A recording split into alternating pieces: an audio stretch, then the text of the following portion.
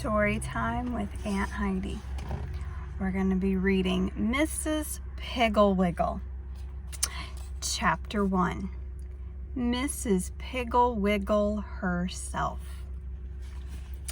I expect I might as well begin by telling you all about Mrs. Piggle-Wiggle, so that whenever I mention her name, which I do very often in this book, you will not interrupt and ask, "Who is Mrs. Piggle-Wiggle? What does she look like? How big is she? How old is she? What color is her hair? Is her hair long? Does she wear high heels?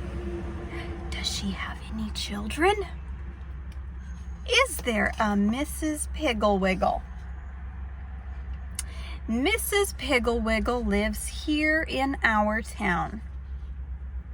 She is very small and she has a hump on her back. When children ask her about the hump, she says, "Oh, that's a big lump of magic.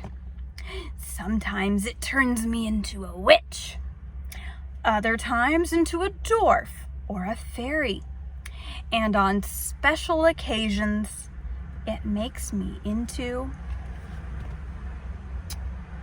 a queen." The children are all very envious of the hump. Besides being magic, it is such a convenient fastening place for wings. Mrs. Piggle-Wiggle has brown, sparkly eyes and brown hair, which she keeps very long, almost to her knees, so that the children can comb it. She usually wears it on top of her head in a knot, unless someone has been combing it. Then she has braids, or long wet curls, or long hair just hanging with a jeweled crown or flowers on top. One day, I saw her digging in her garden, wearing the jeweled crown with her hair billowing down her back. She waved gaily and said, "I promised Betsy," Betsy is one of her children friends, "that I would not touch this hair until she came home from school." And she went on with her digging. Mrs. Piggle-Wiggle's skin is a goldy brown, and she has a warm, spicy sugar cookie smell that is very comforting to children who are sad about something. Her clothes are all brown and never look crisp and pressed because they are used for dress-up. She wears felt hats, which the children poke and twist into witches' and pirates' hats, and she does not mind at all. Sunday mornings, she takes one of the hats off the closet shelf, gives it a few thumps, pulls it firmly down afore and aft, and wears it to church.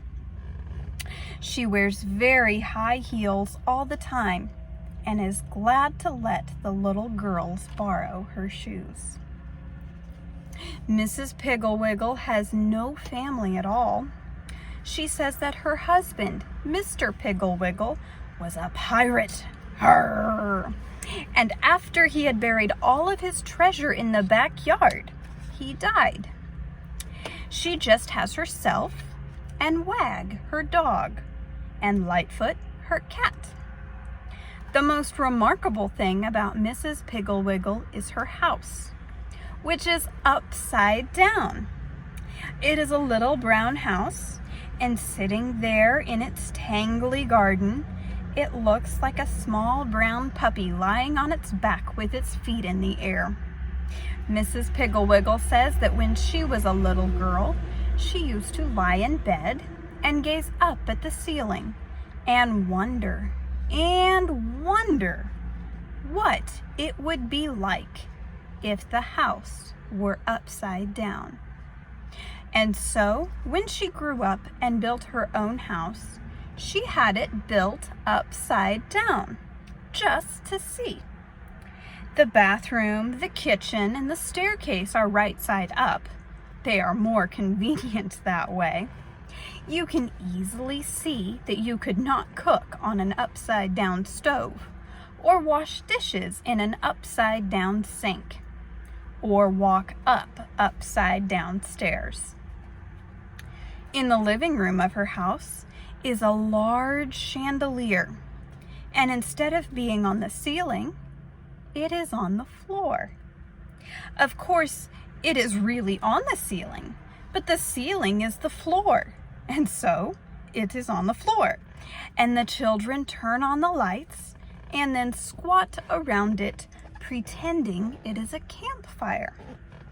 Mrs. Piggle-Wiggle says that her chandelier is the only one in town which is put to any real use. Her bedrooms have all slidey boards in them, because if you will look up at your attic ceiling, you will see that a slanty ceiling, when turned upside down, makes a fine slidey board. All along the wall lights are very close to the floor and handy for the small children. For the first 5 or 10 years after the house was built, Mrs. Piggle-Wiggle climbed in and out of her rooms over the high doorways. But now she has little steps, which are just the thing to practice jumping. She gives the children chalk so they can mark on the rug how far they jump. Nobody knows how old Mrs. Piggle-Wiggle is. She says she doesn't know herself. She says, "What difference does it make how old I am, when I shall never grow any bigger?" Mrs. Piggle-Wiggle's dog, Wag, has puppies every once in a while, and so she keeps a long list of names of children who want them on the blackboard in her kitchen. For Lightfoot, the cat's kittens, she has a long waiting list on the blackboard in the dining room. Mrs. Piggle-Wiggle's backyard is full of big holes where small boys dig for Mr. Piggle-Wiggle's buried treasure, and her front yard is full of flowers which the little girls pick, jam into vases, and place about her living room or carry to their teachers. Every child in town is a friend of Mrs. Piggle-Wiggle's, because she knows very few of their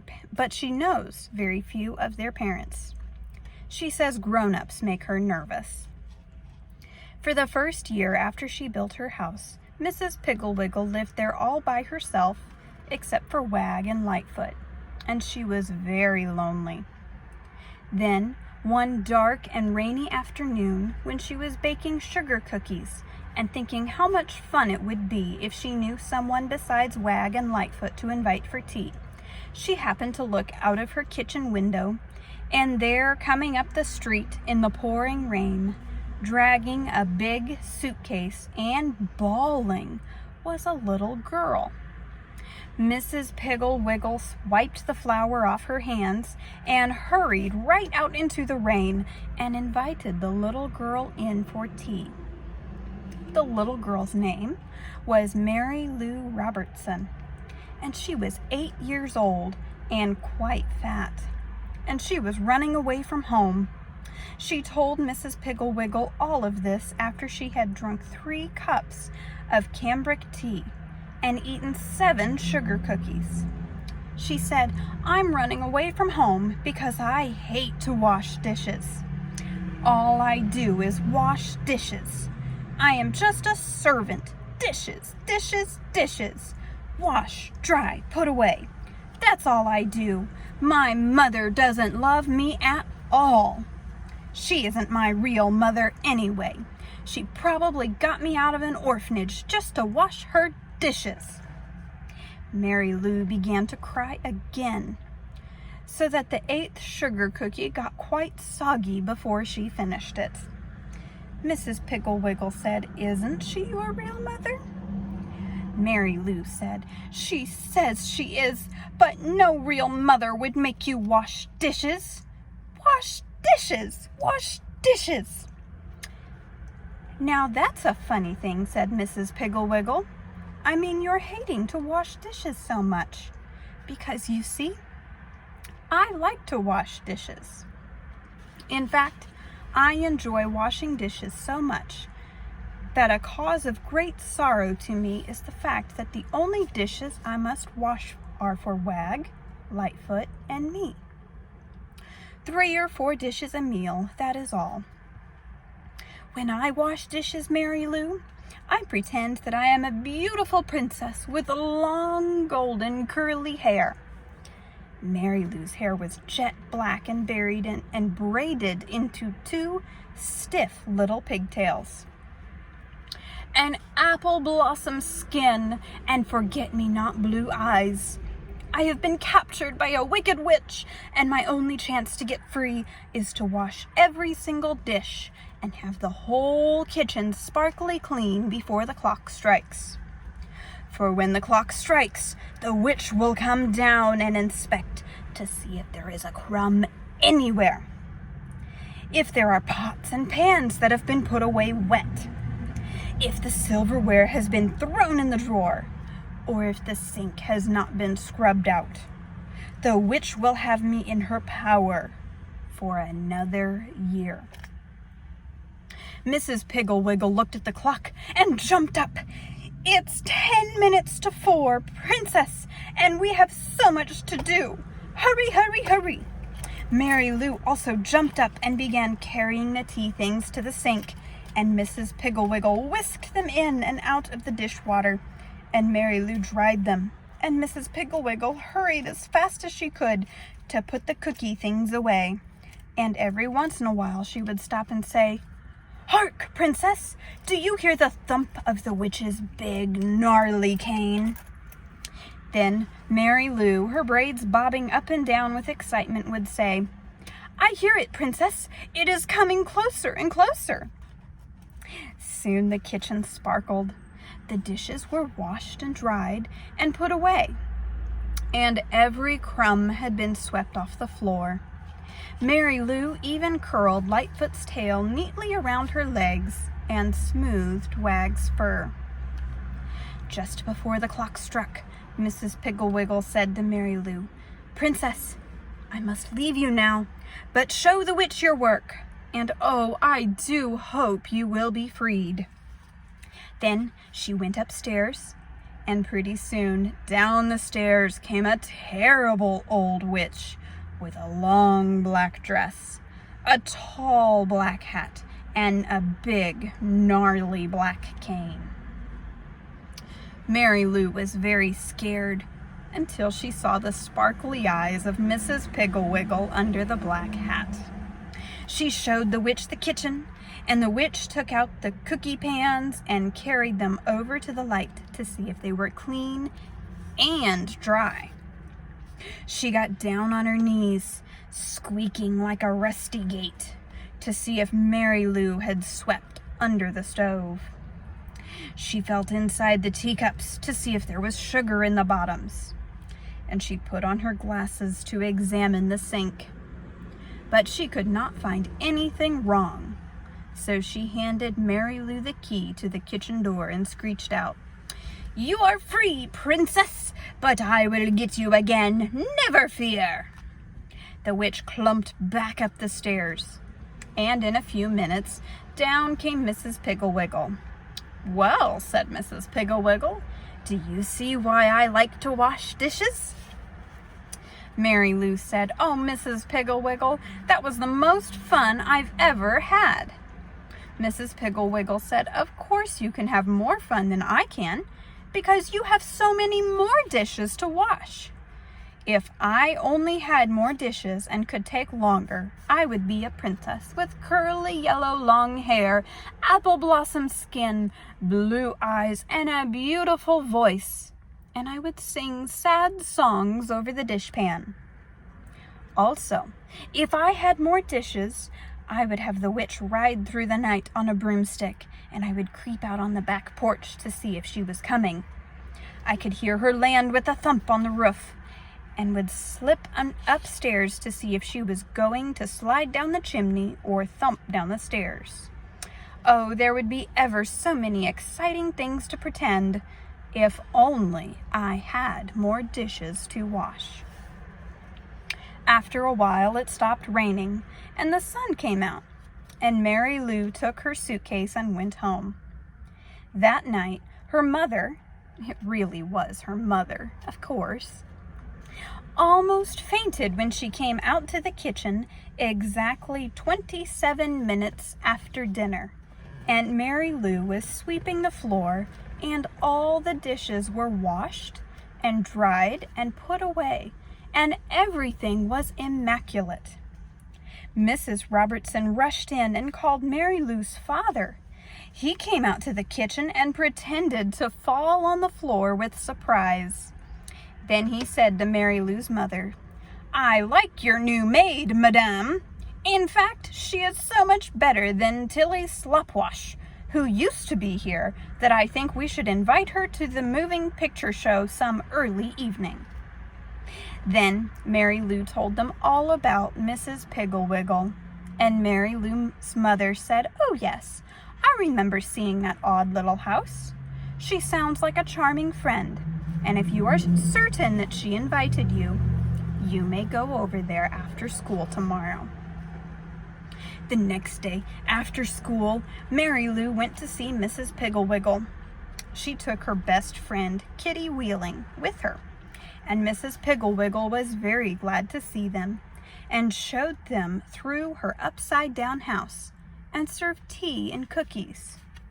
Kitty said, her mouth full of cookie, "My worst trouble is bed making. I just cannot get them smooth. I'd much rather wash dishes like Mary Lou, but Mother won't let me change with my sister Sally, who washes the dishes, until I have learned to make beds properly. Oh, I just despise to make beds." Mrs. Piggle-Wiggle poured herself another cup of tea, gave a saucer of cream to Lightfoot, and 4 cookies to Wag, then said, "If you think you have a hard time making beds, Kitty, imagine how hard it is for me. You see, the cruel queen sleeps in my beds every night and inspects them every morning. And if she finds a single wrinkle, even one as big as a pin, she will have me thrown into a dungeon. Come upstairs and I'll show you how to make beds." They went upstairs, and Mrs. Piggle-Wiggle threw the covers clear off the foot of one of her own beds. Then she had Kitty help her make it, and when they finished, it was as smooth as the floor, no wrinkles. Mrs. Piggle-Wiggle said, "The secret is to throw the covers way back. You simply cannot smooth up a bed, because if you do, there might be a wrinkle down by the foot. And of course, the cruel queen will find it, and then down into the dungeon." Mrs. Piggle-Wiggle took the bed all apart again and said, "Now, Kitty, you and Mary Lou make the bed while I tell the cruel queen you are ready for inspection." She went into the closet and shut the door. When she came out just as Kitty and Mary Lou finished the bed, she was no longer Mrs. Piggle-Wiggle, but the wicked, haughty, cruel queen. On her head she wore a glittering jeweled crown. Her hair hung down her back in deep waves. Around her shoulders she had a purple fur-trimmed robe, and on her face she wore a smile so cruel that it made Kitty's teeth chatter. She stalked over to the bed and lay down.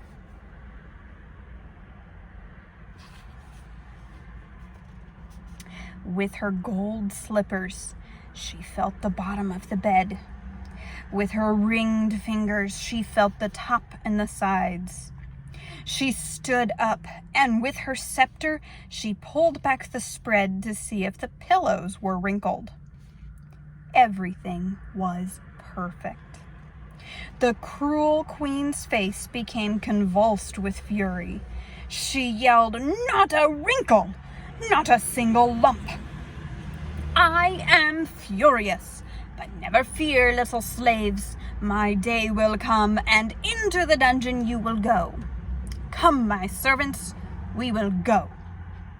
Mrs. Piggle-Wiggle stalked into the closet. That was the beginning of Mrs. Piggle-Wiggle's friendship with the children. The next day, Mary Lou and Kitty's little brother Bobby, and Bobby's friend Dickie went to Mrs. Piggle-Wiggle's for tea. And the next day, they came and each brought someone else. And pretty soon, every single child in town had been or was going to Mrs. Piggle-Wiggle's house. She showed Bobby how to sneak out and get the fireplace logs without being caught by the Indians. She showed Dickie how a lawnmower is really a magic machine that mows down the enemy millions and billions at a time. She taught Max how to take out the ashes without making a sound and without leaving a trace to show the train robbers who were on his trail that he and the sheriff had camped there that night. Mrs. Piggle-Wiggle certainly knew how to make work fun, and she also knew that there are certain kinds of work that children love to do, even though they do not know how very well, like painting and ironing and cooking and carpentry. One day at Mrs. Piggle-Wiggle's, there were 2 little girls baking cookies. One little boy baking a pie and getting flour on the floor and eating most of the dough. A little girl ironing in a very wrinkly fashion. All of Mrs. Piggle-Wiggle's clean clothes. 4 boys with paint on their faces and feathers in their hair, chopping kindling. 2 boys painting the doghouse. 3 little girls darning old pirate socks of Mr. Piggle-Wiggle's. And pirates everywhere, digging in the backyard, shooting and yelling, running through the house, and grabbing hunks of raw cookie dough. Mrs. Piggle-Wiggle was sitting over in a corner of the living room, sewing on doll clothes. She was wearing the jeweled crown, and Kitty Wheeling was standing beside her throne, which was a chair with a tablecloth draped over it, dipping her hairbrush in a glass of water and making Mrs. Piggle-Wiggle's hair into long, wet curls. Kitty said, "Your Highness, shall I use the gold or the silver hairpins?" Mrs. Piggle-Wiggle said, "Oh, let's use the ones with the diamonds in them. Hairdresser, they look a bit better with this crown." Just then the telephone rang, and it was some mother wanting to know what to do with her little girl who wouldn't take a bath. And that is how Mrs. Piggle-Wiggle got started with her wonderful cures. She told Hubert's mother about the won't pick up toys cure, Patsy's mother about the radish cure, Alan's mother about the slow eater tiny bite taker cure, Anne and Joan's mother about the fighters quarrelers cure, Dick's mother about the selfish boy cure, Mary's mother about the answer backer cure, and Bobby and Larry and Susan's mother about the never want to go to bedders cure. But all of those are a story for another time.